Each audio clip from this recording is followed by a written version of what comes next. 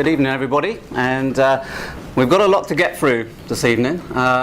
It's a subject that is pretty new to most people, and it covers all aspects of internet marketing. And so without further ado, I'll just keep going through the content tonight, because I guess this probably describes what we're going to talk about, because I can only give you in the space of an hour a fairly in-depth overview, but nevertheless I can't go into lots of specifics, because these are big subjects. But luck happens when preparation or opportunity meets preparation, simply because you have to be aware of what to look out for, and what to actually learn and what to focus on. So okay, just a little bit about my background.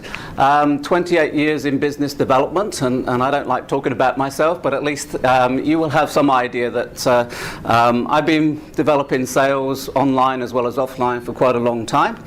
And 13 years with a top 100 UK company, again focused on e-commerce as well as business development across multiple different tasks, which I won't go into now, but and 6 years plus in my own full-time internet marketing business in Brisbane. So, it's been an experience. 6 years ago, I literally knew nothing about internet marketing. I came from the UK looking for a highly paid position in Brisbane, and they don't really exist for pharmaceutical wholesaling. So I decided, as I love Brisbane and this is where I wanted to live, I would start my own business, and so therefore that's how it got going. So how can I help you? One of the reasons I started to talk is because I like to teach and I like to help people. And I'm very, very passionate about internet marketing. This is a subject that I looked at quite a long time ago, 5 years ago, and it just was something that was obvious that I should continue with, and it's just a case of helping you to understand what needs to be done. And the other benefit I guess I've got, because I've had to learn multiple subjects for internet marketing to grow my business and keep moving forward. So without sounding arrogant, I have covered a lot of subjects at a pretty good level. So that helps me help you to explain the different parts of what we're going to talk about today.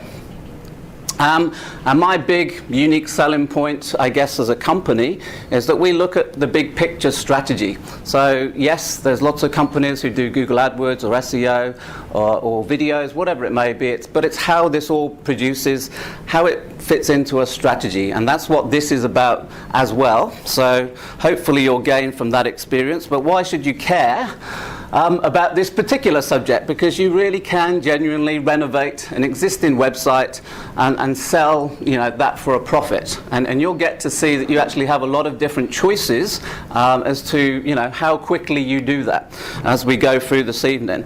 And there is just so much misinformation out there about internet marketing. I spent the first year having no clue who to trust. I really just didn't know where to turn. I did what most internet marketers do, buy lots of products and think, oh my God, I just have to go to bed at night and I'm going to wake up and my bank account's going to be full because I bought that software program.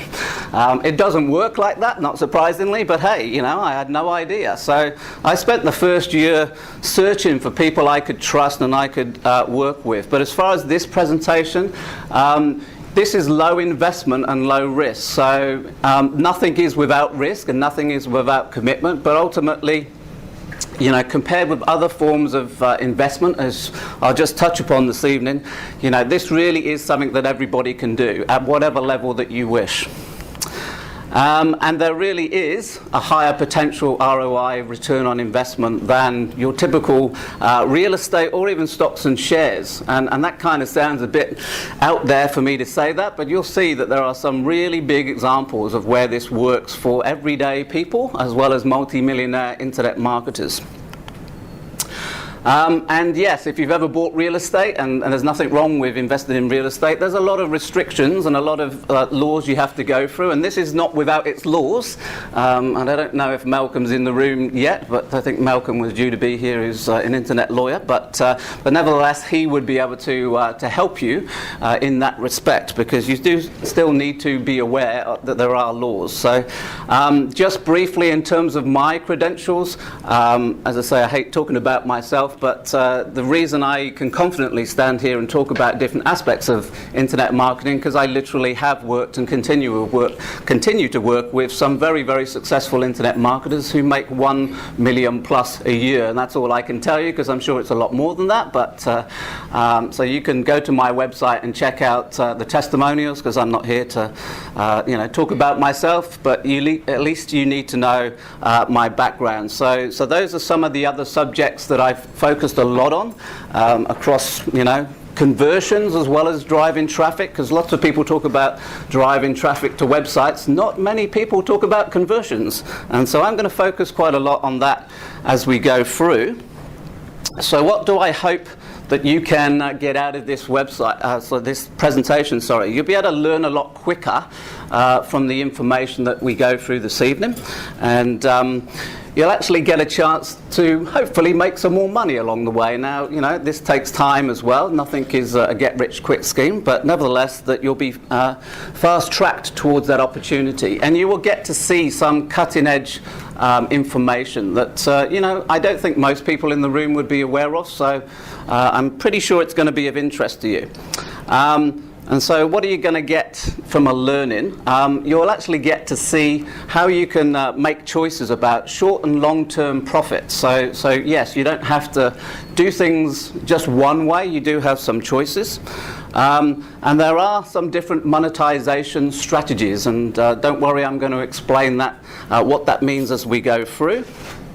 But also key performance indicators. So in other words, when you're looking at buying a website or selling a website, you have to look at different statistics. And so therefore I call those key performance indicators. My company corporate background sort of teaches me to talk like that. So, but also, different suggestions about what you should do when you're buying and selling. So this is what you're going to learn from this evening. But I'm a big advocate of tracking and testing.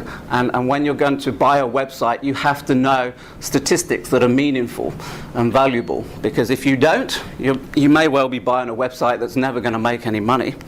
And the impact of mobile marketing. So that's the last part of this evening, because mobile marketing and mobile websites is generally going to be part of this subject for a long time to come. And in terms of how you can use this information, I speak to a lot of people who have lots of domains that they've purchased in the past and they're sitting on and they don't know what to do with. So this hopefully will give you some ideas about what you can do with your existing domains in terms of making money from it, short term, medium term or long term. And if you happen to deal with clients, I don't know if anybody in the room does, but this will certainly help you as well, just by giving you refreshers and also some new information about what you need to do in terms of helping your clients. And probably most importantly for a lot of people in the room, how you can make additional income. Because while this does certainly apply to business, in terms of helping you grow your business, this is as much for entrepreneurs and people who want to make some extra money, working from home, part-time. You don't have to replace your full-time job doing this, but it's something that can generally add an extra $2,000, $3,000 a month, if that's what you're looking for, or more, or a little bit less. Entirely up to you. So the other question is, why now? Because why should you care about this now? Because this has been around a fair amount of time, but it really has not been taken up by many people, simply because they're not even aware that it exists. And this really is a growing trend, just a huge growing trend in terms of across the internet. But as you'll see, certain countries are focusing on this and other countries aren't.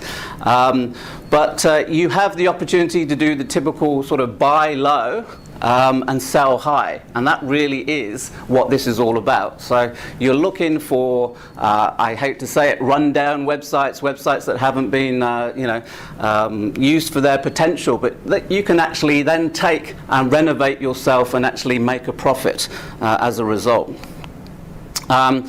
But the other reason why you need to take some action now is that this will take time. Unless you just want to make a few $100s and do things a certain way, this is a business. This is not anything but a business, and therefore you need to take some time and put some commitment in and actually really work at this and learn the techniques that I'm going to talk about this evening. So what is website flipping? Because that's the terminology that is used in the industry. But just before I actually literally explain that, let me show you a video that just demonstrates, if I can move that over there, exactly how this relates to the offline world.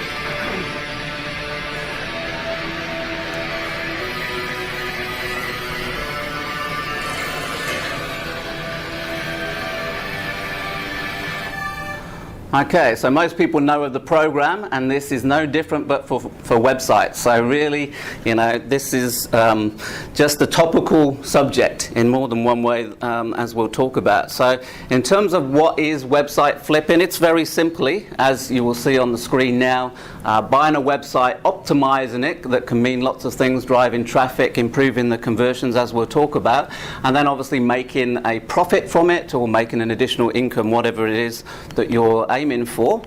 And in terms of how it works, you do have those choices of short, medium and long term, and depends what you want to get out of it. In terms of what we do, we focus very much on the long term. So we're looking to buy established websites, we're looking to build them up over 18 months plus and then sell them. So that's my personal goal and the way that I work. There are opportunities to, you know, buy a website for $200 and sell it for $500. So you certainly should start. If I don't say anything else this evening, do not spend lots of money on this straight away. You know, try it with something that's less than $1,000, probably $500, low risk, something that you can afford to mess up if that's what you're going to do, because, you know, we all have to learn, and I continue to learn every day.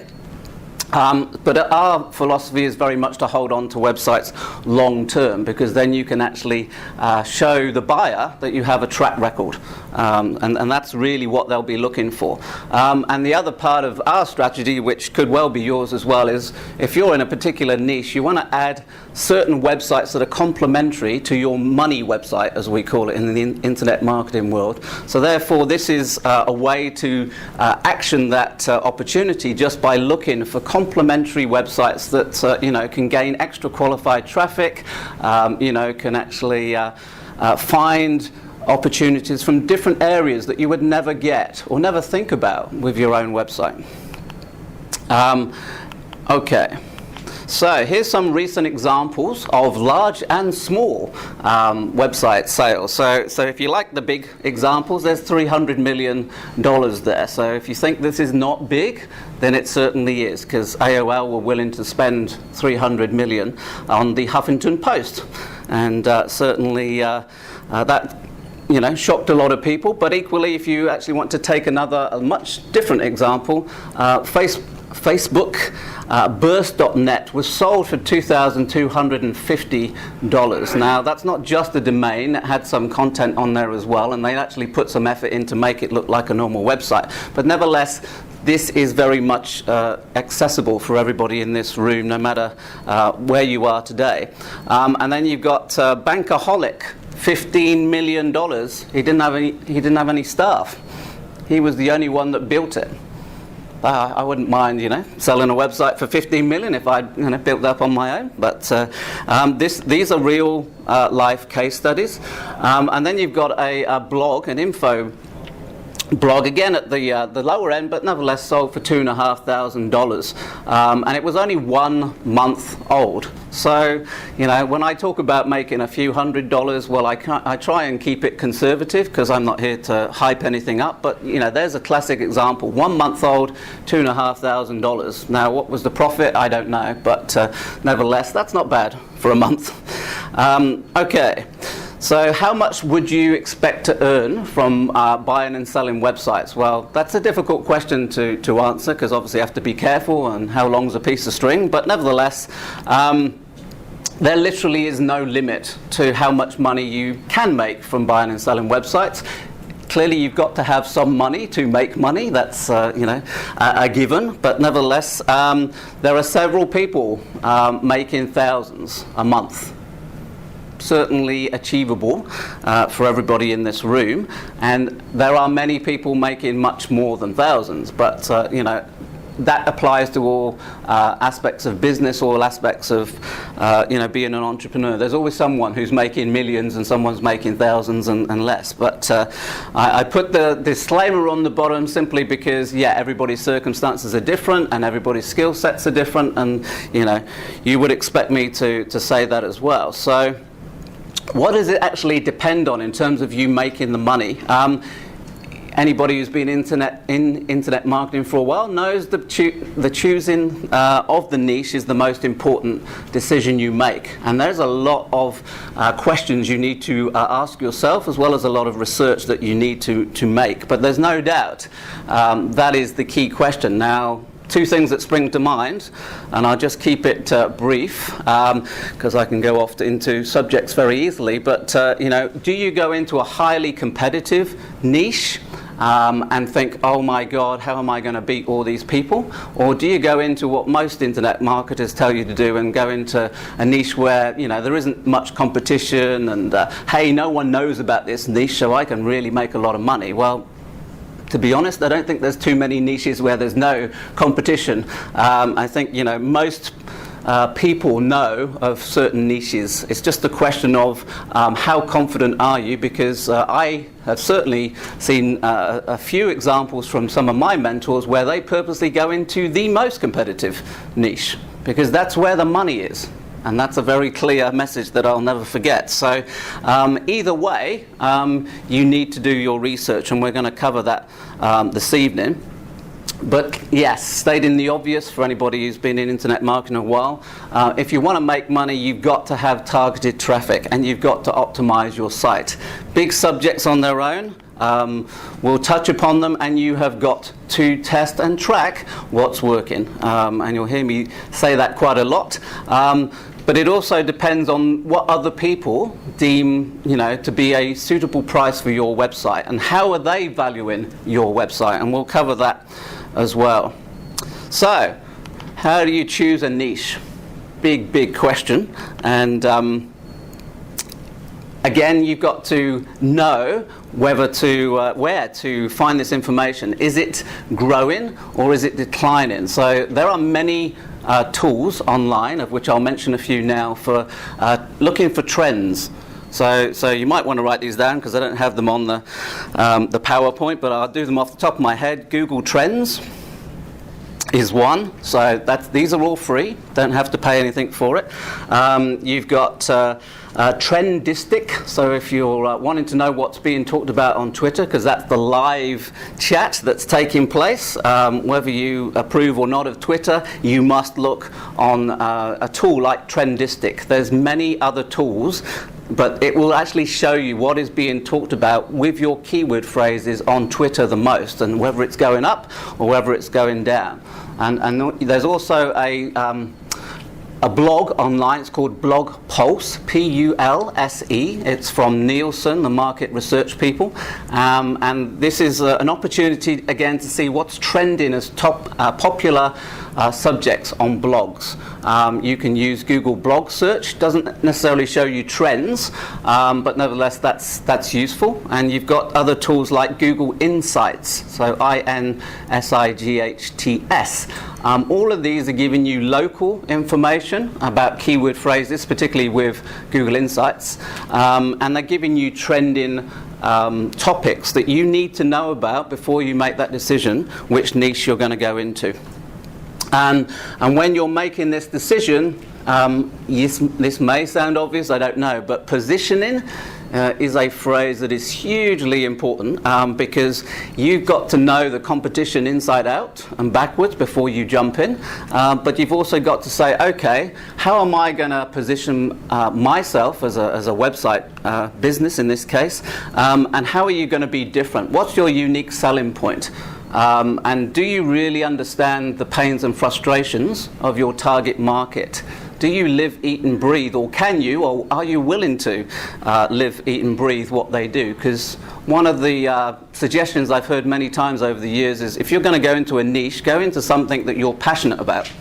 I don't think that's a complete rule, but it's certainly something I've heard many times, because you're going to have to do some work with this, and so therefore, if you like it, you care about it, whatever it is, you're likely to continue with it. If you're really bored with it, but you think, oh, I can make lots of money doing this, well, don't know how long you might last. So just, it's not a cut and dried rule, but certainly think about it very carefully.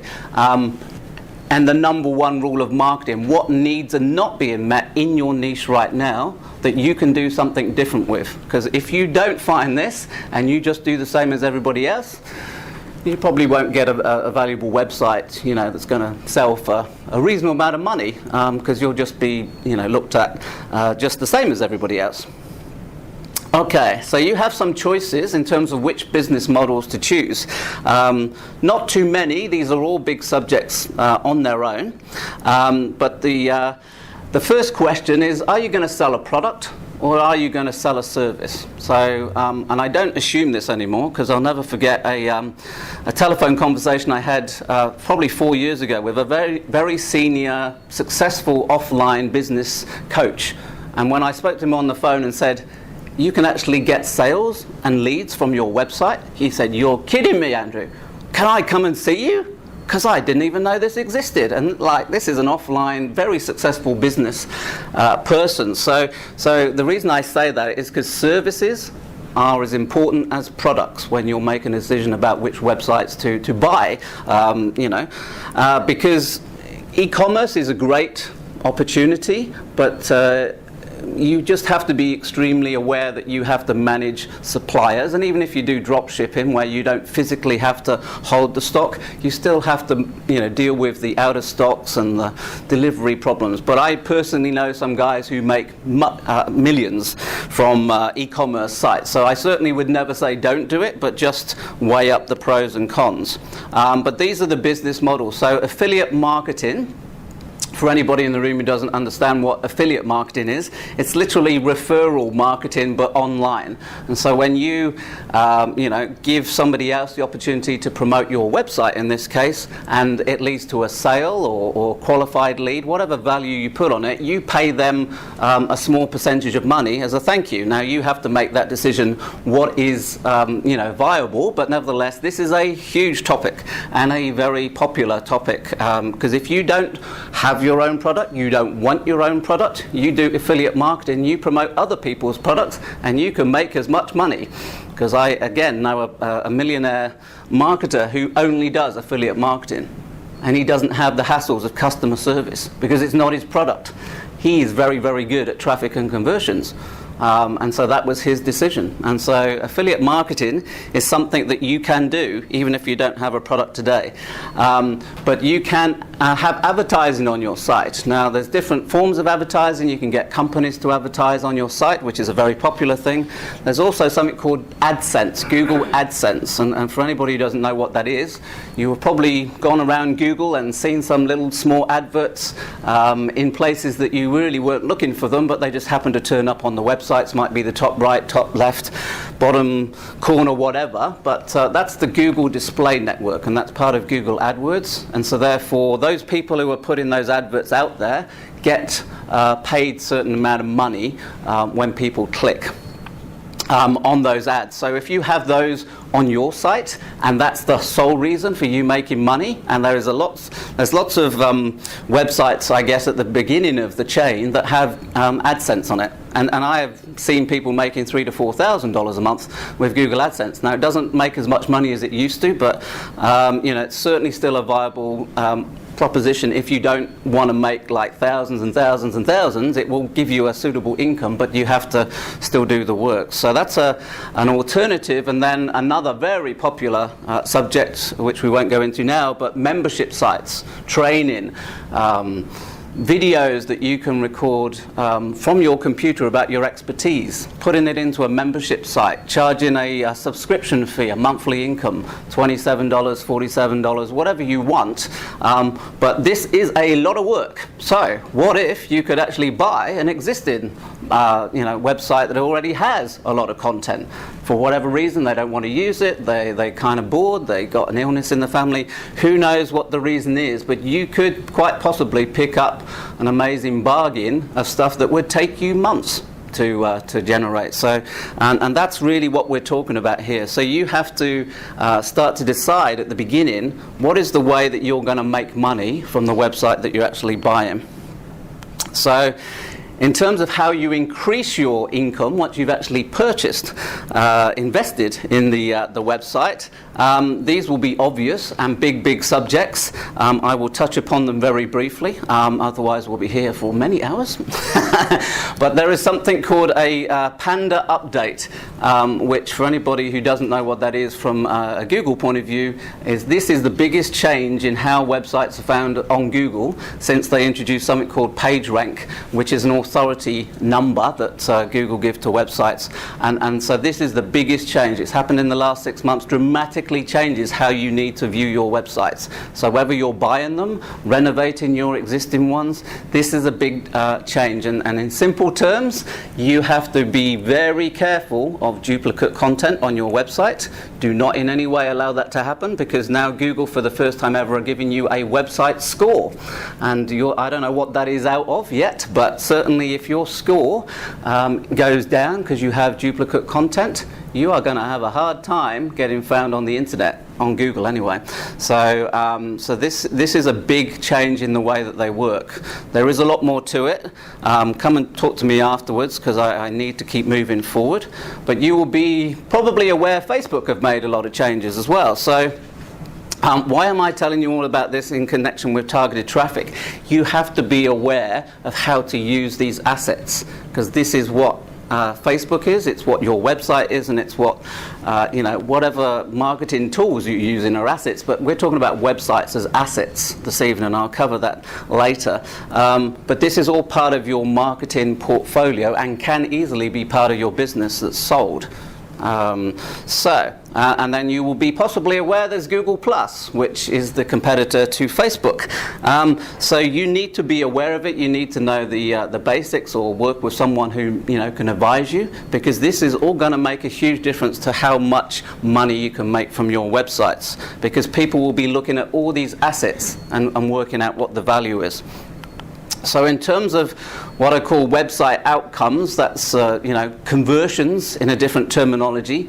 But you must, this sounds obvious, but I can guarantee that there'll be a lot of people in the room who have not looked and understood exactly what their targeted keyword phrases are that best describes their business, where people are ready to take some commercial action, i.e. buy, not just information seek. 20% of searches on the internet are commercial intent driven, 80% are information driven. So you have to find this out, and there's only one way to do it quickly, and that's with Google AdWords, which is why they make $28 billion a year from the ads that everybody tells me they never click on. But so you've also got to think about what is the conversation that's taking place in the searcher's head when they put their search into Google. This is assuming you've already got your website and you obviously want to increase your income.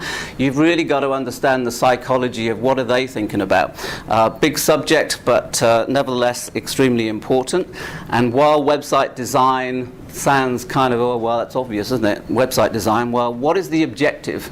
I deal with a lot of clients, and I say, the first question I say is exactly, what is the objective of your website? There should only be one.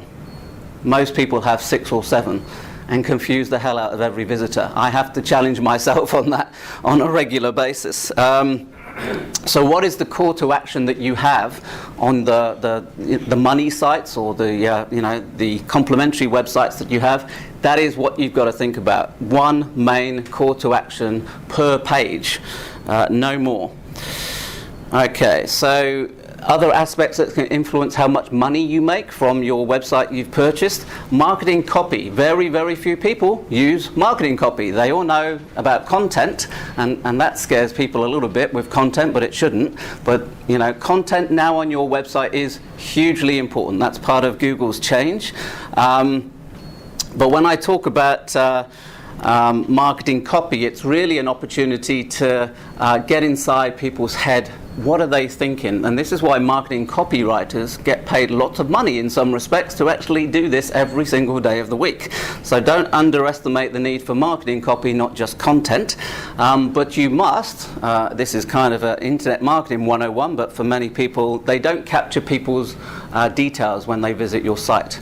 So what does that mean? So you give something away for free, could be a 7-week course, could be a free set of videos, could be what they call a white paper in the internet marketing world, but something that's topical, that solves people's problems relevant to your website's specific target market. So it's all got to be tied in, but you literally give something away for free that they would want to pay for, and they just give you their first name and email. This is a huge part of how your website will be valued. How big is your list? And it's not just how big is your list, what is the relationship you have with the list that you build over time. So moving on from that, surprise, surprise, we come back to tracking and analytics that, again, will make a huge difference to your money that you make. And anybody who doesn't have, or who does have Google Analytics? Who does have Google Analytics? Oh, I thought it might be a little bit more than normal. But nevertheless, the next question is, are you using it? Do you understand all different parts of it that you need to? Possibly not, because I sit with many people and they're just absolutely amazed what you can find inside Google Analytics, but it is the number one analytics package, and you can see something called a bounce rate. So that tells you whether people like your website, and if they don't click on any links at all, anywhere else on your website, and they disappear, that is included in your bounce rate. And if you have a high bounce rate, you've got a big problem, because people don't like your website.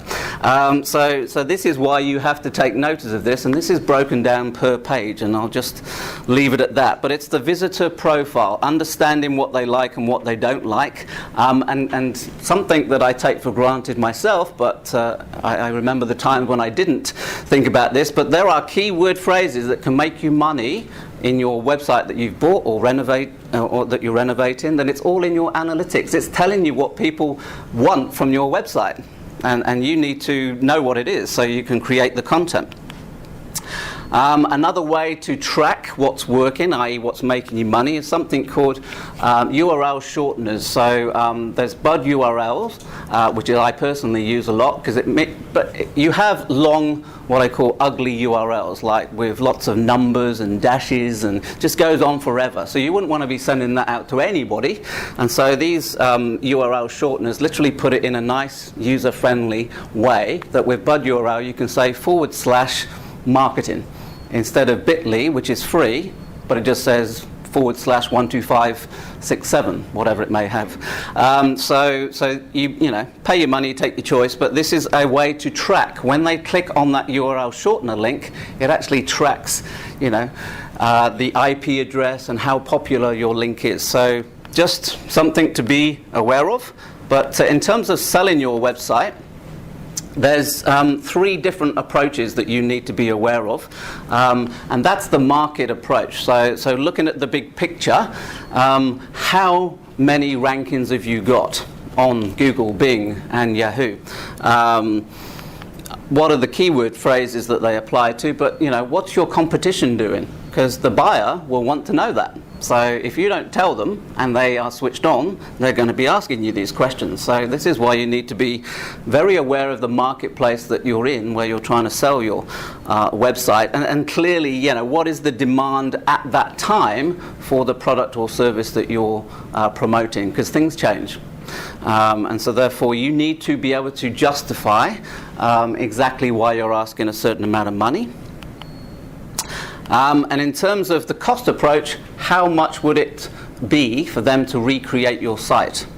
So if I looked at a website and said, oh my God, that's going to cost me like $7,000 to recreate, and I can buy it for $4,000, then clearly that, all things being equal, is going to be a much better deal for me. So you've got to, work out as much as you can, and it's all research, and just like selling a house. What's the average market value, if you like? And then something that everybody cares about is the income approach. So there's different sort of times earnings, but 10 times earnings is what most people tend to look at when it comes to websites.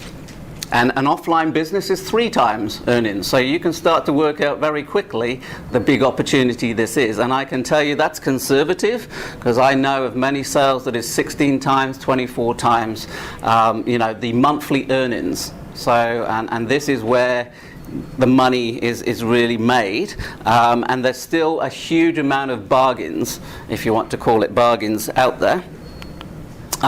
So these 3 approaches will literally give you a really good assessment of what your website is worth when you come to sell. Okay.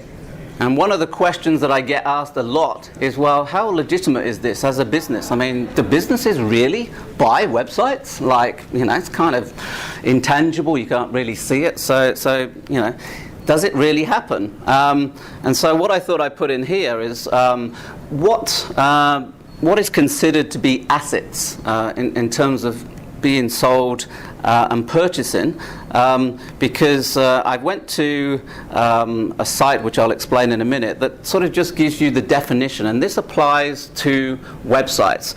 Assets represent ownership of value that's convertible to cash. They don't really care whether it's a website or whether it's a house. It can be tangible or intangible. And it may produce or be seen as capable of producing value, which clearly a website can. And just a few other criteria set by the international standards of auditing, interestingly enough. So this is a real business. It must be able to produce revenue and sales, not surprisingly, in terms of advertising or e-commerce. Yes, goodwill is very, very important. And so is it an authority site? That word is the most important word in Google's vocabulary. Do you have an authority site? What influences that? Too many things to talk about right now, but many aspects influence what's an authority site.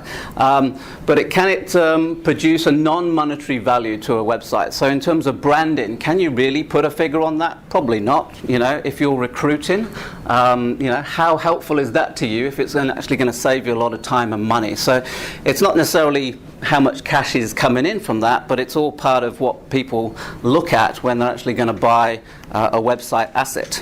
And this is the Google Analytics part, is can it be measured reliably? So if you don't use Google Analytics, or when you're buying a website, you're buying it from a place that has their own hosting, be very careful, because it's not accurate at all, unless you're buying a purpose-made piece of software. Okay, so when a company is sold, and this is literally how businesses look at it, they are going to be looking at these factors on your website. We've covered some of this already, so I won't dwell on it. But this is all part of your website portfolio and your website value. So it's very, very important that you keep developing it. And in terms of, this is just summarizing what we've already talked about, really. In terms of, you can and should renovate existing websites to create extra revenue. So moving on from that, other aspects which, again, just to reiterate, and I'm not going to read them out, because unless cost of maintenance is something that you need to be aware of in a factor that determines what is valuable to a purchaser. Because if you are spending all your days manually controlling your website, a potential purchaser is not going to be terribly impressed with that.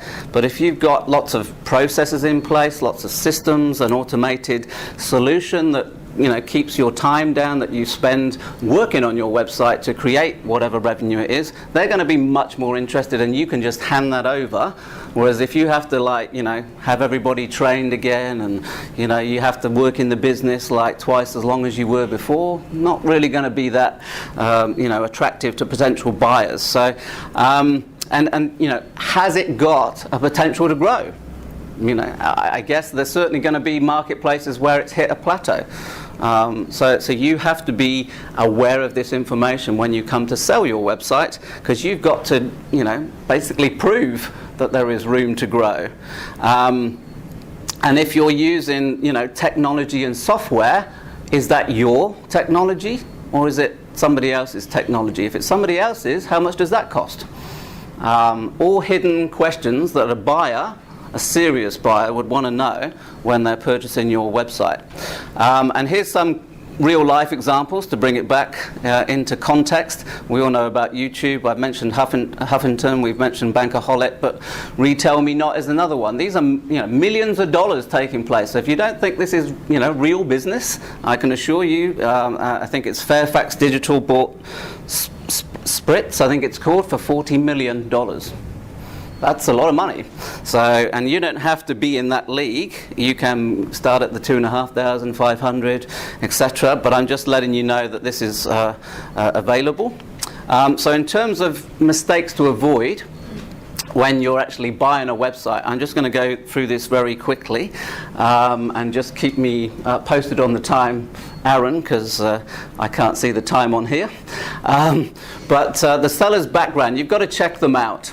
Okay, so how easy are they to deal with?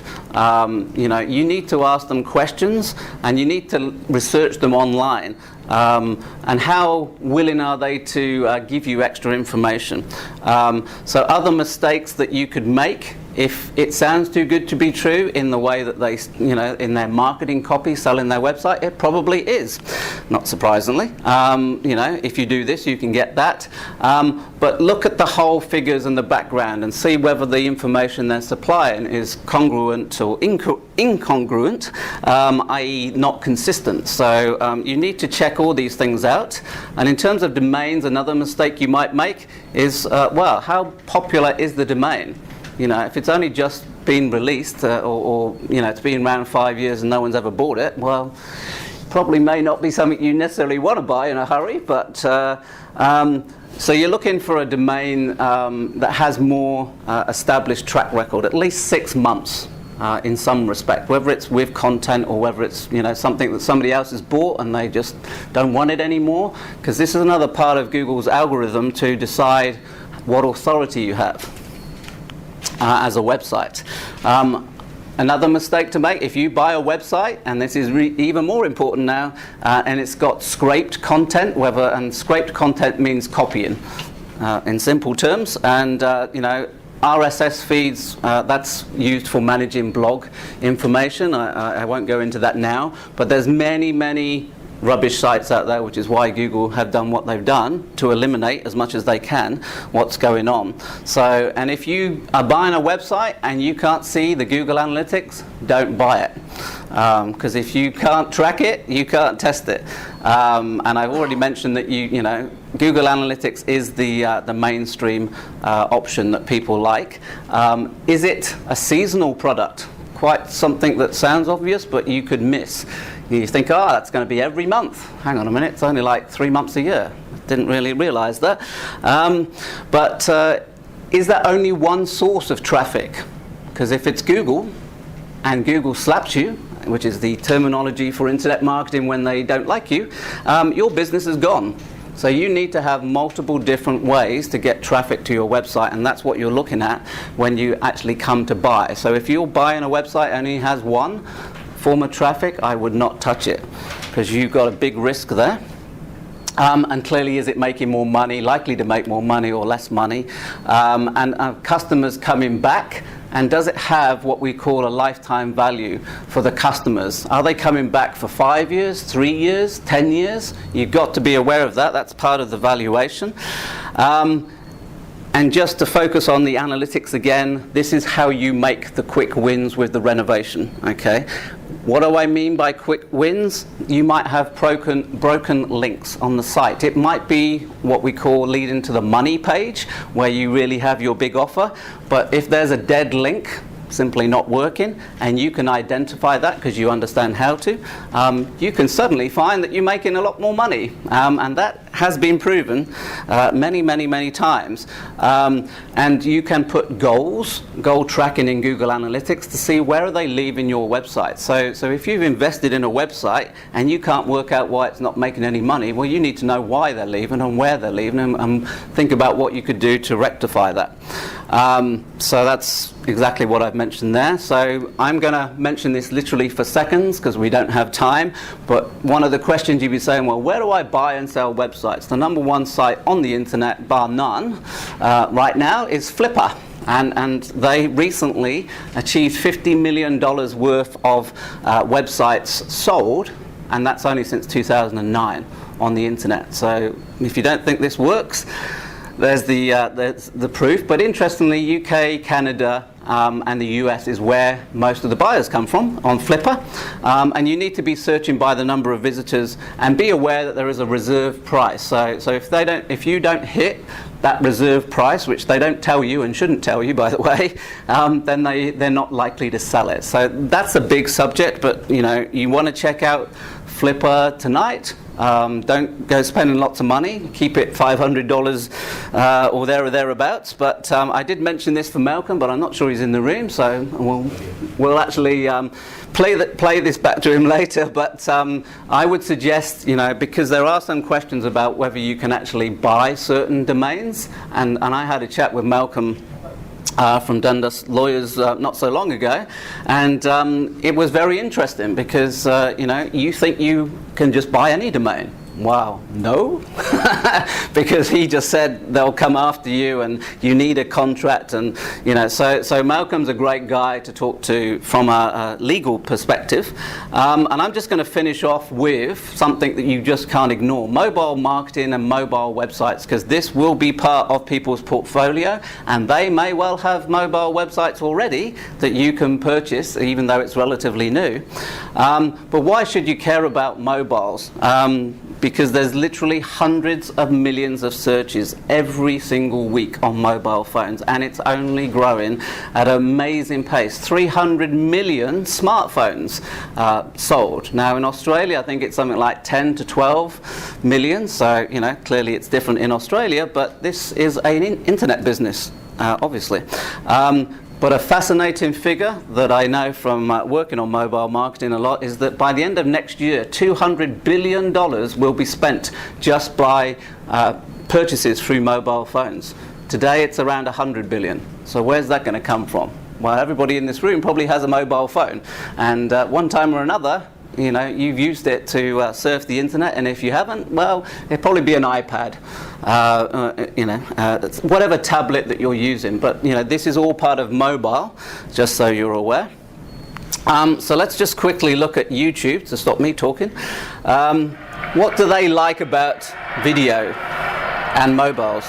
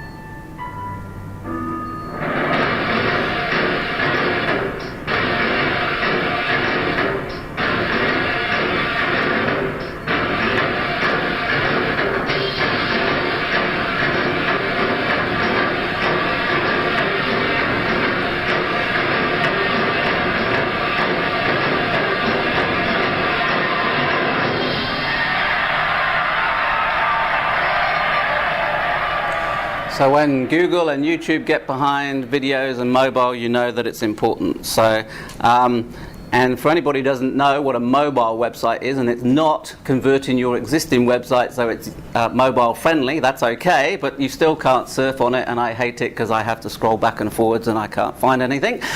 So this is a purpose-made mobile website that we are now producing for clients, and it's obvious that it is just built for mobile. So you can find what you want straight away. It's a small amount of content, so you have to be very direct, but nevertheless, that's what it looks like.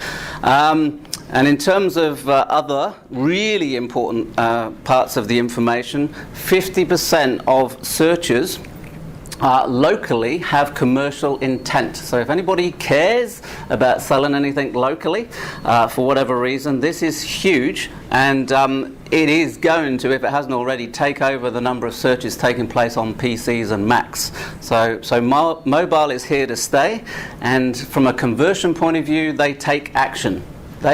Google have all sorts of case studies because they have Google Ads for mobiles that they take action, and you can put call to actions with a click to call banner on your website, or even have clickable text as part of Google AdWords that anybody with a mobile phone can click on and talk to you. So depending on what your business model is, you might want that, or on the other hand, you may not want it. But okay, so how would you use mobile? SMS is kind of obvious, but how many people are really using that for marketing purposes? I've mentioned Google Ads, which are far cheaper on a mobile than they are on the normal Google Ads, even though it's still a highly recommended way to work. And of course, everybody knows about apps, and everybody's crazy about producing apps. Well, do you have a mobile website first?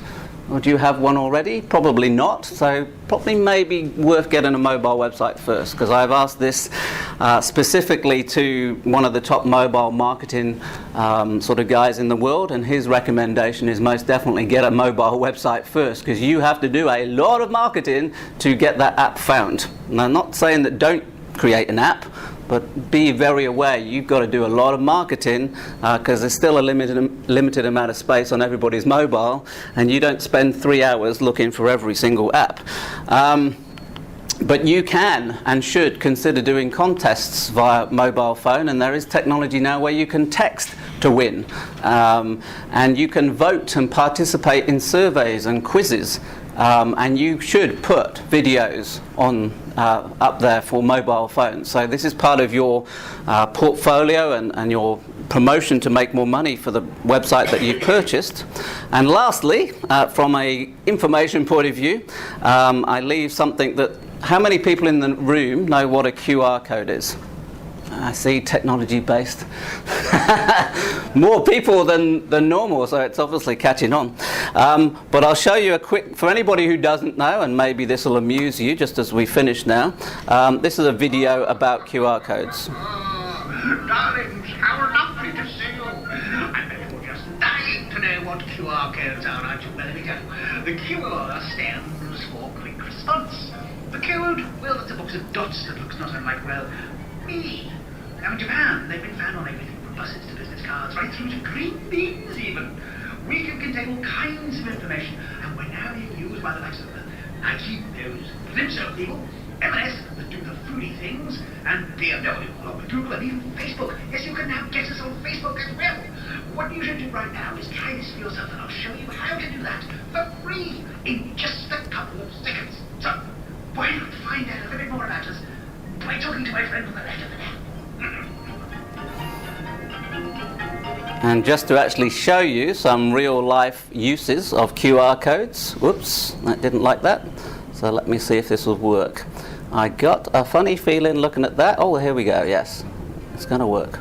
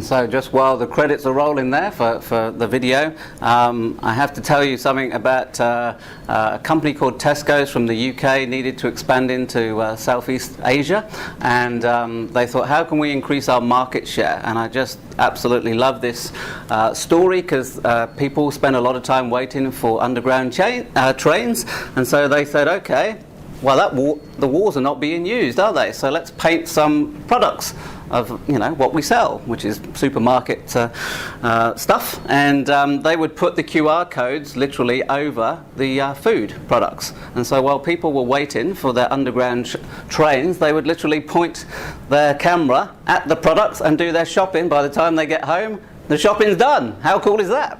So that's something that really is happening. And just before I literally show you what we can do as we finish now, I think this is a very, very apt video that it will play, but live your passion and believe in what you're actually going to do when you're buying and selling websites.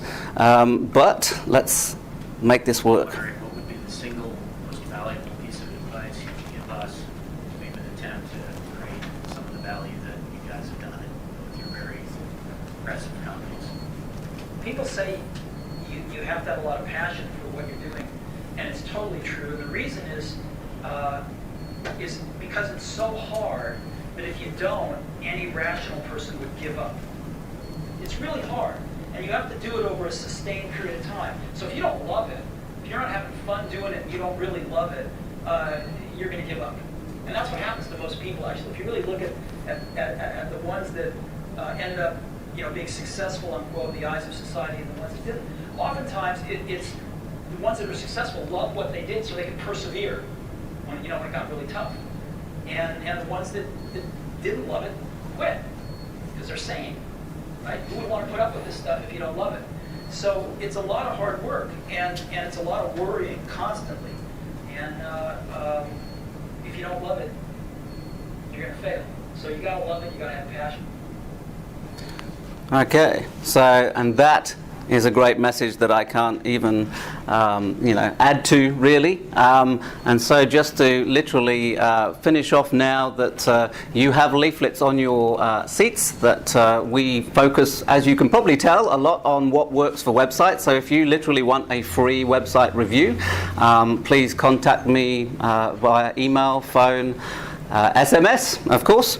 And for the first 5 in the room this evening, simply because I can't give things away for free all the time, is if you give me your business cards, I will actually literally arrange a 30-minute consultation for free, which again I have to spend my time working with the people that obviously pay me, but at the same time I'm happy to spend a little bit of time to work through with you what you want to achieve with your buying and selling websites. So please come and see me in just a moment. And we also have, and how could I not tell you that we have free videos on my own website. So you just put your first name and email in and you'll get some internet marketing videos that's still extremely valuable today. And last but not least, date to be announced. If you like what you've seen this evening, this is a snapshot, and I can assure you, as I've been planning this for a number of months, and it's looking like it's probably going to be February, March next year, but we will be having a 3-day free workshop that I will literally give all of this information and more, with lots of guest speakers who will come in and add to what we've talked about this evening. So if you want to be kept in touch about that, you need to let me have your email address, otherwise I won't know who you are. So questions? So we'll do a good question and answer session now. It's always difficult to cover such a broad topic in 1 hour, so thank you very much, Andrew, for doing that. I really appreciate it. I don't know whether everyone else appreciates just how big a topic buying and selling websites can be, because it encompasses the full spectrum of internet marketing. Absolutely everything goes into when you're buying and selling websites. So I'm sure that the people here have got some questions. So what we'll do is you ask a question, Andrew will repeat it because he's got the microphone, and I'm happy to also answer anything as well. Sure. So, yeah. Who's got questions on the topic tonight? I'm sure some of you have. All right, well, we'll start with you at the front. I've had a look around trying to buy some sites and stuff like that, and people put up, testimonials of how much they earn and all that stuff. How do you sort of wade through the crap, I guess, and get to the actual good stuff? Because people put on fake reviews, fake income from AdSense, etc. Okay, so the question is, how can you basically avoid getting taken for a ride by fake testimonials and doctored images of how much people are making? Well, the straight answer to that is that you need to look at their and have admin access, or at least access to their Google Analytics. So they can give you access without literally allowing you to do whatever you want with their website. So that is the answer. You've got to look at the facts, because you've got to look at the track record. In terms of sort of doctoring images, well, that's something that anybody can do, and in the end you have to look at all the different parts of the puzzle, and clearly if someone's done that, you should, if you're being professional and very thorough, be able to look at lots of different statistics coming from Google. It just gives you everything you need, essentially, and you'll be able to say, hang on a minute, he's telling me he's earning this amount per month, but the analytics here, he doesn't even have like any conversion tracking set up. How does he know, how effective his website is? So yeah, you can get ClickBank figures and PayPal figures, and yes, internet marketers, not so much nowadays, have continually sort of shown screenshots, but don't just take that for, because people do, unfortunately, mess with images. So it all comes back to the analytics. What is the track record, and does the information back up what they're saying? Just an addendum to that too. It's exactly right. But if you go onto Flipper and you see a site that you like, and the seller of that site, if they're legitimate, they'll have those Google Analytics stats there. They'll have the ClickBank stats there. They'll have all the stats there. But if it's actually, if they're really official and upfront, they'll actually give you read access to Google Analytics for you to go and have a look at them. If they're not, just don't buy it. Like Andrew said, just don't buy it. Plus, you also get an authority score on Flipper as well. Are there due diligence services available for this sort of stuff or not? So the question is, can you get other people to help you as a service? As a service, right? Due diligence, like you'd buy a proper business. Oh, I gave my secret away. Right, okay. But of course, it costs money. Yes, so yes. You learn it yourself, and trial and error, possibly make mistakes and cost you money, or you cough it up and find somebody who can help you with it. Yeah. Someone over here had a question? Andrew, you mentioned about mobile contact there. Yes. Yeah. And there's the stats now that the conversion rate, did you say, is faster on mobile? Yes, absolutely. It's been proven. Conversion for sale or? Yeah, conversion for e-commerce, sort of carts on a mobile phone. Lots of case studies where they've literally added the e-commerce cart and doubled their sales. Like big companies, we're talking like millions added. So yes, and there are specific analytics that partly Google themselves have. They're still catching up with some of the analytics on mobiles, but there's something called AdMob, I believe, is who Google bought. So Google know everything, but so from specific mobile phone analytics, I believe it's AdMob that you would need to use. So be aware that yes, while Google Analytics is good for most things, I don't think they've quite grasped everything, which is why they bought AdMob. But it's all there, and it's definitely, because if you're searching, you're not really often information seeking apart from how do I get to Toowong Library, but you're going to probably search for a cafe or a product, and if you've got a mobile phone and an e-commerce cart that is specifically built for a mobile phone, it's one click. Amazon, PayPal, they have one click purchase, bang, next. So they are they're doing this for no other reason to make lots of money, but they make it very easy. Do we know really why at the moment? I mean, apart from the obvious reason, but why it's the conversion rate is much faster? Well, I guess it all depends on which marketplace that you're talking about, and you know, if I was on a mobile and I wanted to find something, and literally you're not going to spend a lot of time. I think it's just the fact that, you know, it's still a small screen, no matter even if you've got and which you have to have a purpose-built mobile phone, but you really don't want to spend like hours surfing on a mobile phone.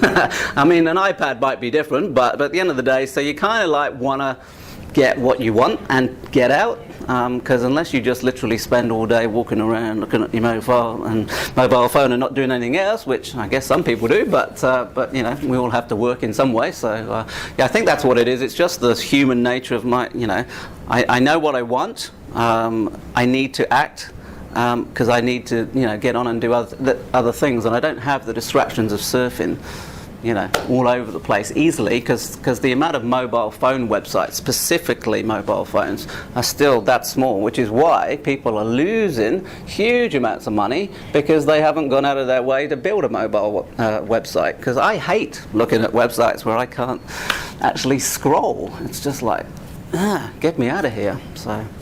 But I'm glad you did mention about mobile websites, because that's you can go onto Flipper, have a look, see what's there, and say, okay, well, if I buy that site over there, okay, they don't have a mobile website on that site, so I can work it out or pay someone to add that component to it, and I've just increased the value of that site because now it's got a mobile component to it, which it didn't have before. And that's essentially it. You're looking at ways to add value. So when you're renovating, you're adding value to the site, so that you might have bought it for $500, do a little bit of work on it, 3 months later you might sell it for $1,500 or $2,000, because you've added Twitter, YouTube profiles to it. You've added your mobile component to it. You've cleaned up the search engines a bit. You've streamlined the content, and you've added value to it. Yeah, you've probably taken 3 or 4 months to do it, but hey, you've learned at the same time, and it's a good way to get started. And I concur with what you said at the beginning of the talk, which is start small. So don't go and spend $15,000 on a website if you've never ever had a website, because you'll take a bath in it, I guarantee it. Yeah, just like, you know, gambling, I guess, you know, be prepared to lose it, but you have to do it, because, you know, even to have a basic understanding. I mean, I literally do this every single day and have done for 6 years, and I absolutely am passionate, and I'm committed to knowing, you know, as much as I can possibly know. But that's my full-time business. That's not for everybody, and they certainly don't have access to the people I have access to either. So yeah, you have to be just careful about that. Any other questions? Yes. Could you just please expand more on your personal experience? You know, you said you don't like to talk, but yes. Just have some questions how many websites you sold personally? What the biggest return you've got on what's the average, and what's the range? The average, I mean, we have sold probably 4 or 5 websites over the years, simply because I don't go for the quick win, and so, you know, I'm looking at a 2-year stint to make sure a website actually works. So we're talking about, you know, it can range from 20,000 to 40,000 to sort of 80,000. I have not sold, you know, one that's made 15 million yet, but nevertheless, you know, it's been a healthy sort of return on the investment. But I just really focus on established websites to make sure that I can prove to whoever's serious that, you know, it really is worth the money, because you know, this is a real business. So yeah, you can go at the different level. Absolutely, that's not where I sit. So I am definitely not going to stand here and say, hey, I sold, you know, 100 websites. That's not how I work it. Because anybody who really knows about this, you're better off building long term.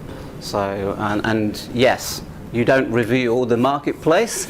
That's another golden rule, because when you come to sell your website and you just tell everybody it's, you know, it's in the healthcare market, or specifically what part of the healthcare market, you are laying yourself open to you know, not making the money. So you know, and again, I have mentioned on the odd occasion in the past exactly which niche that I worked in, and suddenly, funnily enough, everybody else started to use that niche as well. So it's one of those things, yes, you have to keep to yourself if you're wise, but at the same time, I would just try and keep hold of it for a long time to come. Yep, and you also mentioned that you also kind of buy websites, kind of keep them for some time, like in portfolio. So how many do you have like to sell? Like do you have a big portfolio, just sites waiting to sell? Or? Okay, so sorry, I forgot to repeat the question. In terms of how many websites have I got waiting to sell, is that the question? Again, I don't have lots and lots because literally, if you understand what needs to be done here, you have to build a portfolio. I have sort of one main money website, so that's the answer to your question. I don't have 6 money websites all within a niche necessarily. I focus on one website that actually delivers the revenue, but you build satellite websites, as I call them, to complement the actual qualified visitors and sales. So that's how I work it. You might be lucky and find that you've got 3 or 4 money websites that are just making so much money you just go, oh, this is just amazing. But knowing the work that can be involved in a website, do not get too carried away with numbers, because it's not numbers, it's quality. It's what are you doing to track and test what's working, as well as there's 27 different ways to market online. I don't profess to be an expert at every single one of them, but I certainly know enough about them to say to you that, yeah, you need to be more selective than go the quantity way, because quantity never really delivers in my experience, because this is a business. And so that's my best advice to you. From thinking numbers, I would think, okay, let's really make this work over 2 years. Can I sell it for 100,000? That should be a pretty good figure to go for. I know people who've sold a website for $1 million after 18 months. Is that everybody? No. And no woman's is going to say that, hey, everybody can make $1 million from a website, because you have to know your stuff. So just depends on what your budget is, as well as your time and your expertise, etc., etc. And just final question is, how close do you get to the Google top 10? Like, I mean, in terms of search results? How close do I get? Yeah, like on your just like sites that you. I have screenshots to be in the top 3 for every single targeted keyword phrase, and if you want to email me, I have those, because I have to deliver that to clients who ask me exactly the same question. So the only way that I can possibly answer that is say, okay, here's a screenshot, because obviously it changes every 10 minutes, the Google searches. So I purposely go out of my way to take screenshots on how I've delivered those results for clients. So if I can do it for clients, I can certainly do it for myself. Does that help? So I have a question. And you probably don't have to repeat it because I'm almost close enough. Yeah. So what can we like a quick 3-pointer on what should these guys do? Go home. What should they do to just get started? Right. Just to have a look and have a look and see what's out there. What are your top 3 tips on just what to do? The top 3 tips I would say first is visit Flipper and just get a feel for what this is all about. And Flipper's not the only site, but nevertheless it's the #1 site. So it will give you a good flavour of what to look for to begin with anyway. There's a lot of moving parts to that. Number 2 would certainly be keyword research. So if you don't know how to do that, now this is a big subject, and so don't think you can just push a keyword phrase in and find everything you need, because you won't, because we spend literally 5 to 6 hours doing this professionally. But the Google external keyword tool, which is part of Google AdWords, so you must have an account. I think it's $10. But either way, that would be my next tip, because you have to know whether anybody's searching for your subject, because it doesn't matter what you think they're searching for, are they really searching for your subject that you want to get into? And so that would be my tip number 2. And number 3, if you've got any domains right now that you've already got, I would think, okay, what's my passion? What do I really care about? And do the domains that I have, do they fit my passion? Now, it doesn't have to be like that, but I reiterate that this is a commitment. This is not a get-rich-quick scheme. So you must look at it and say, okay, how does that align with what I care about today? That would be my sort of 3rd tip, because it's, you're going to be challenged and you're going to be tested, and I can help you a lot, but nevertheless, you still have to want to do this. So those would be definitely my 3 tips. Yep, I agree with that. And the Google keyword external tool, you can actually use a free. Yes. It is free. So if you just search for Google keyword tool, it'll have it there, and you can just punch in your keyword and Yes. at least get some basic stuff. It's not as It's not yes. the big be all and end all, but it'll get you going. Yes. Question. Yeah, I just wanted to get an idea. I mean, you suggested going on Flipper. Yes. Look at buying sites.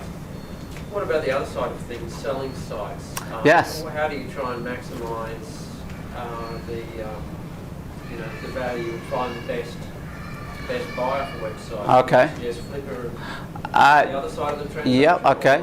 Or other approaches. So the question is about how to sell websites in the most effective way, and where would you sell them? Well, yes, again, Flipper is about selling websites as well as buying websites, and so there are at least half a dozen sort of like what I call sort of major buying and selling portfolios where you can go to. Nothing as big as Flipper, but nevertheless, yes, same places to do the selling part, but in terms of the question about, okay, how can you maximize, how can you find the right buyer?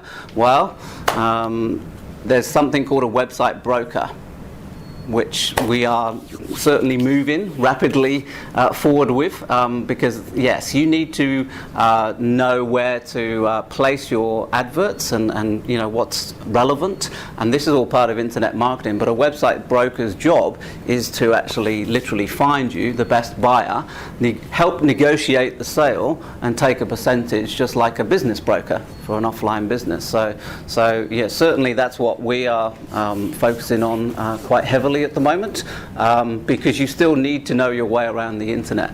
And then it's the negotiation techniques of buying and selling websites, similar to the offline business, but needing to know the kind of things that we've spoken about this evening. Because if you are not savvy and you don't know what to look for, there will be people who will definitely look to take you for a ride. So yeah, you probably need somebody's help to help you sell it, unless you just happen to be lucky and find, you know, I mean, you put it up for an auction on Flipper and you wait. You have your reserve price and say, I'm not going to sell it for anything less than that, and you wait for the bids. You don't tell them what the reserve price is. You certainly don't tell them what niche it's in, because they will ask you, and you just go, nope, sorry.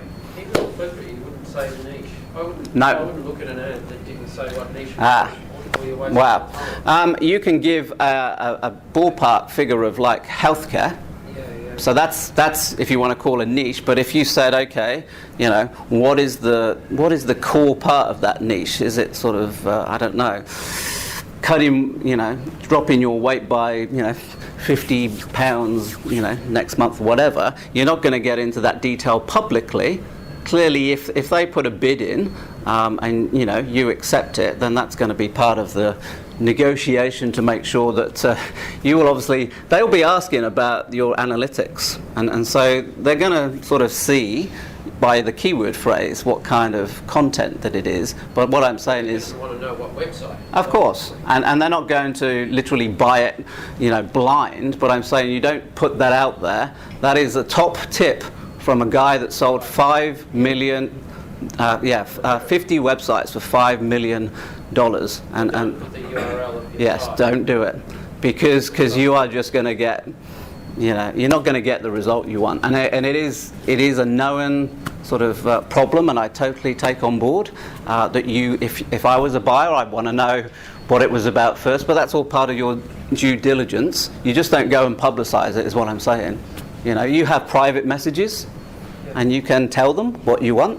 So you don't have to say, hey, no, I'm not going to tell you at all. It's just that you just don't keep it away from all the thousands of people who are looking at the website. It's a really good site, people copy it. Exactly. And one thing I didn't mention is that every website can be copied in 4 weeks. That is another tip from another guy that I, you know, and he's been doing it a long time. So if you know the programmers and you know website building and you know the technology, you can replicate a website within 4 weeks. That's, I mean, you know, not for everybody, but that's why you don't tell them. because otherwise, yeah. You only want to deal with the people who you want to deal with. So all the tyre kickers, they won't bother, and the people who are legit will try to ask you, well, what's your domain name, give me some stats, all the rest of it. And it all depends on what sort of price range you're looking at too. If you were dealing down in the chafe area, down sub $2,000 range, then it's probably not worth your while in doing all that hidden disclosure stuff. But if you're dealing up in the higher range, then it all makes sense. So it just depends where you're at in the spectrum of your valuation of the site. That's really all it is. What's your view on local versus international domains? Okay, so the question is, which is better, local domains or international? That's .com is definitely the known value, and that's what people care about. So, from that point of view, you're likely to get more money for a .com than a .com.au. However, depends on obviously what the strategic objective is of the business, because, if they only want to focus on Brisbane, then they're probably going to be quite happy to get a .com.au. But from a general perception, a .com is always going to outweigh, a .com.au in terms of value. But that still isn't the be-all and end-all, because you still, hey, if you're making, I don't know, $100,000 a month from a .com.au, and you're only making like $50,000 a month from a .com, well, you kind of might just change your mind there. So it's not like a cut and dried rule, but there's no doubt that .com is what people care about. So I could expand on that, in terms of, local strategies. Local search is huge. And Google have changed a lot of their algorithm to focus on local search. So if you've got something local and you want to keep it local, there's no problem. The internet is the internet because you can go international, but I wouldn't never say don't do it because it's local. You're just not maximizing necessarily all the potential. But Google love local searches. They have changed their emphasis towards it. So certainly consider it. Any other questions on buying and selling websites? No one else has one. I'll ask you one more. How do you know when to sell? The answer to that is, first you've got to be prepared for when someone comes knocking on your door. So how do you know when to sell? Well, make sure that you have all your statistics lined up and you've got all your systems in place and your processes. So that's partly answering your question and partly not, but if you decide to sell and you haven't got these other things in place, then you are not going to get the money, because any serious buyer is just going to say, that's fine, I know you're ready to sell, but where's all your processes? How long is this going to take? Etc., etc. So in terms of how, apart from that, when would be a good time to sell, I think it comes back to the trends research, knowing there's so many tools, social media tools, sort of Google tools that will give you an indication of that graph, and also look in your analytics, because it's all about graphs, and it's like stocks and shares.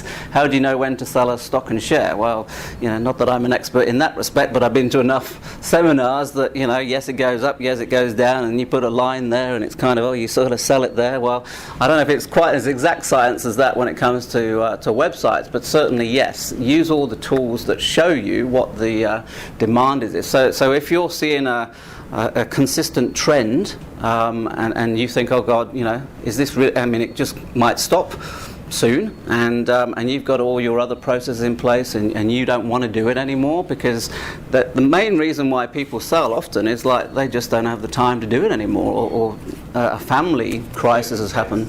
Circumstances have changed. So it's not always, hey, I'm now making 100,000 so I can make $1 million. That's another sort of key performance indicator. You say, okay, 10 times earning, this was my objective, to sell the website. So now I'm making that, so I can now sell it for that. So that's kind of, I was happy with that. I want to make 100,000. That's probably a good time to sell. Now I can justify that. So that's another answer to that question. But it could always be different circumstances that force you to sell. But does that help? Yeah. Yeah. I've seen a couple of times on eBay, there's some people who are selling a website. Mm. It's actually, they sell you a license to the website. So yeah, like, when you buy, it's not expensive, but you don't buy the code and you don't control hosting and everything. So Yes. it's like you use it, but I don't know. It's kind of like You kind of lease it. Yes. Yeah, Don't No. go anywhere near that. No. So when you buy a website, like you have to buy the code and you control hosting and all this stuff, right? Yeah, so the question, just to repeat it for the video, is that would you buy a website on eBay where you don't control the hosting, you don't control the code, and probably don't control lots of other things you don't even know about? Be extremely careful is the answer to that. It's not recommended. There are the odd gold sort of opportunities on eBay, but it is a bit... yeah, and particularly if it's obvious that you don't control the hosting, then they can. I mean, your business that you will spend months working on, if they don't like it for whatever reason, your business is gone. So no, be extremely cautious when it comes to eBay anyway. And there's nothing wrong with eBay. It's just like an example of selling, but like I've seen it at other places where they just offer you a license of these. Yeah, you're not in control, Yeah. is the answer. So no, I would never do it. Never do it, because knowing what I know, the big reason why websites don't work, and this applies to other clients as well, is that if you can't control all aspects of that business, and including hosting, which is clearly pretty important, if people can't even see it, then you could never commit yourself to making that work. So it's not like franchising with No. I mean, I'm trying to think now. That there are definitely sites out there of companies who just sell websites, and if you want to call them a franchise, they definitely exist. But having been and sat in 2-day seminars, and they're very slick, very professional, fantastic content. There was only one problem, and I won't mention the name as I'm on video. But fortunately, I know some extremely sort of influential people who know their stuff, and so at the end of the 2 days, I said, whatever his name is, Jerry. I can say Jerry because you don't know his surname, but I say, should I invest in this system, Jerry? And basically, he said, be very careful, because at the end of the day, it's not search engine friendly. Because I used to be the director for that company, and I know it's not search engine friendly. Bit of a problem that, but they didn't seem to mention that in the 2-day seminar. So yeah, there are franchises, I guess you would call it, sort of selling bulk website systems, but you're still not controlling easily, although they'll completely deny that the content. So if they're gone, you'll be. Pardon? If they're gone, then you'll be gone. Yeah. Well, it's their website. Yeah, I mean they'll tell you it's it's your website, but it's if they're controlling everything, if they go, you go. Yeah. It's not your own hosting. Question back first.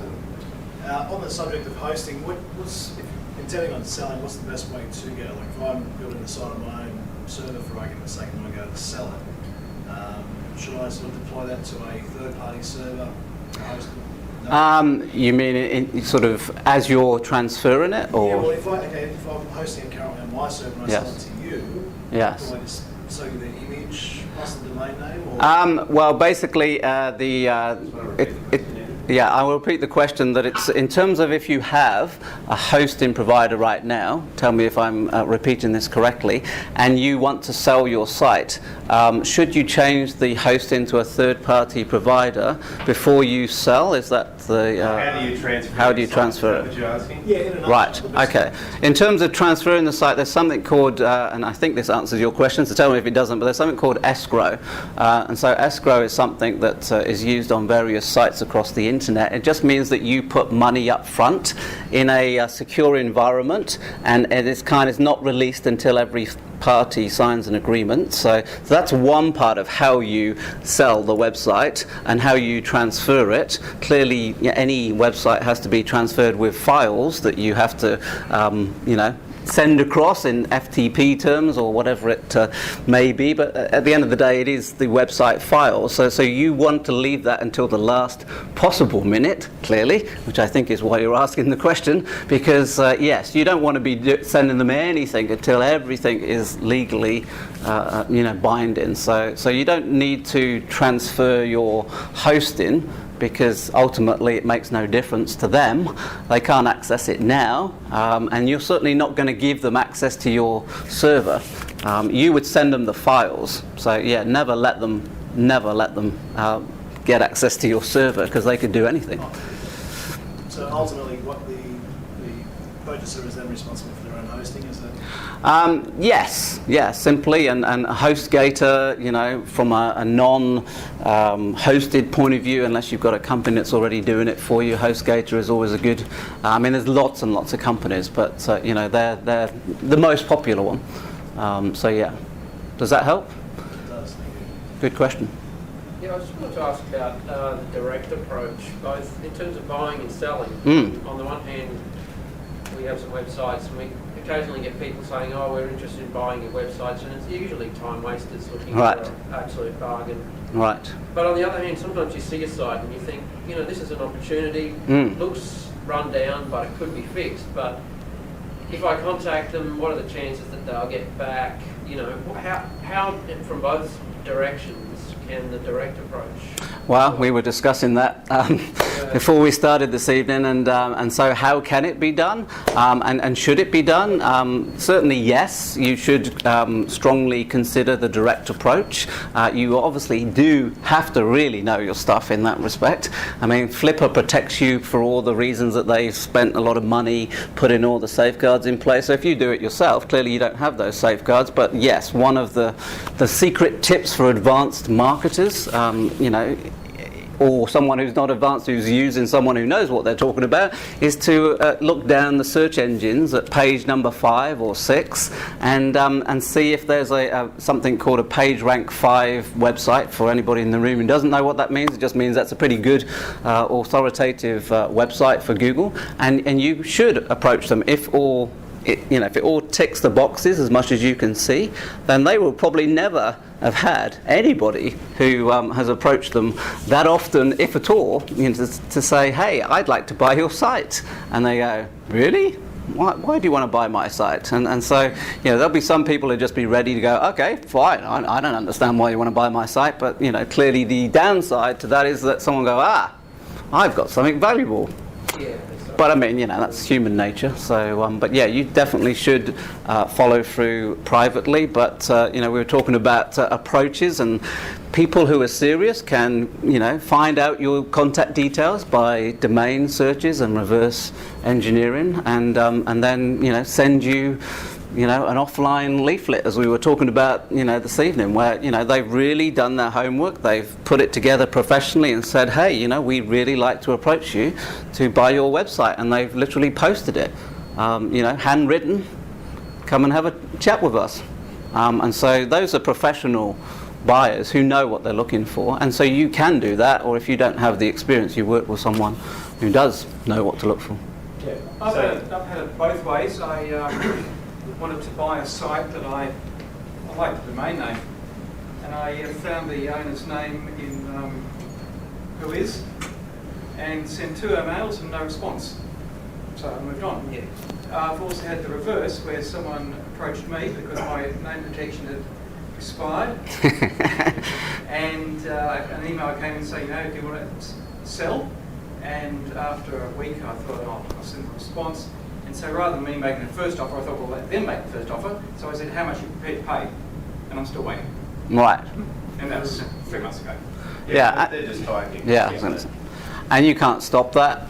At the end of the day, people are out there tire kicking all the time, and you just have to look for those indicators. Clearly, if they never follow up, pretty obvious one that they're not really serious. But yeah, it's something that will happen more and more.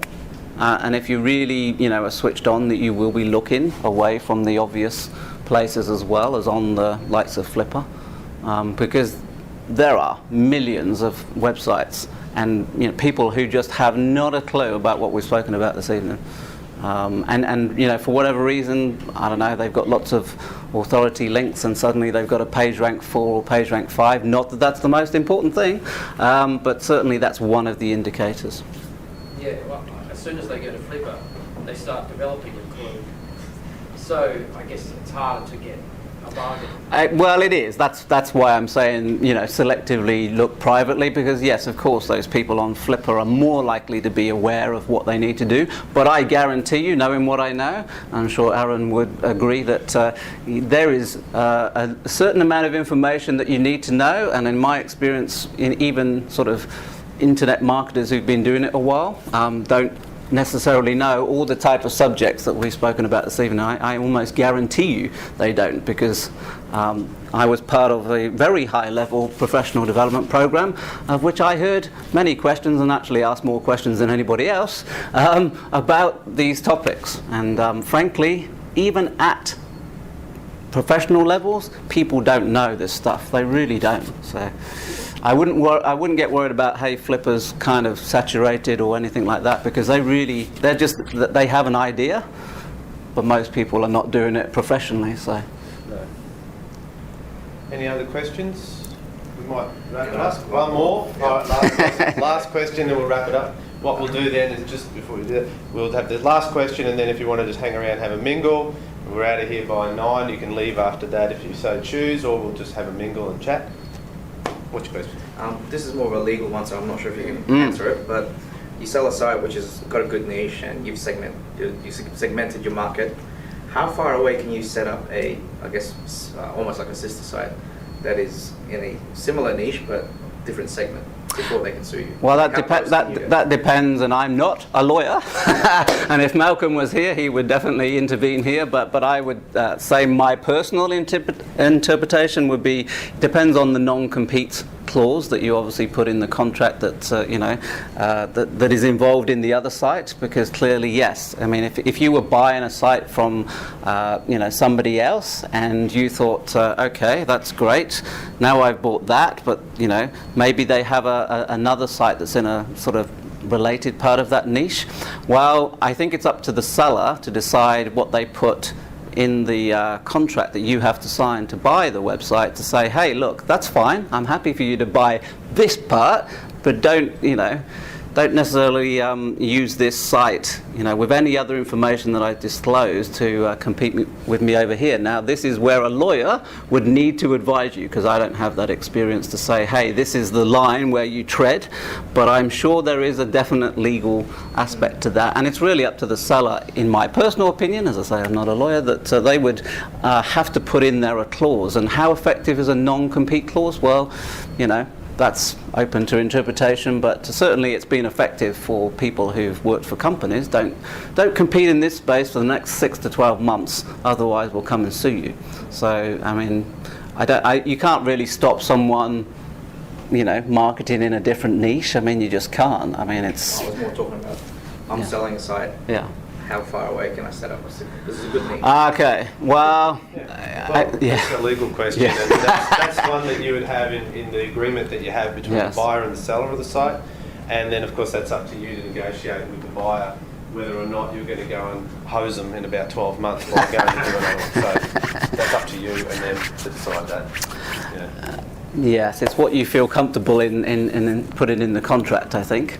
And if the other person, buys into it and they don't think about this, which clearly anybody switched on would be thinking about it, then I guess if you wanted to then go, okay, done that one, now I'm just going to, compete with him there. Well, it won't be direct competition, but similar. Well, yeah, similar. Well, if it's similar, depends what similar, what that means, but I'll defer that one. There's not many questions I can't answer in detail, but I'll give that one to Malcolm. But anyway, Malcolm Burrows, if you want to find someone here in Brisbane who knows what they're talking about with that. He's not here tonight, but he's around. Well, I want to, on behalf of everyone, thank you, Andrew, for coming and giving this presentation. It was great. So, if we could all just give Andrew a hand for giving us that picture.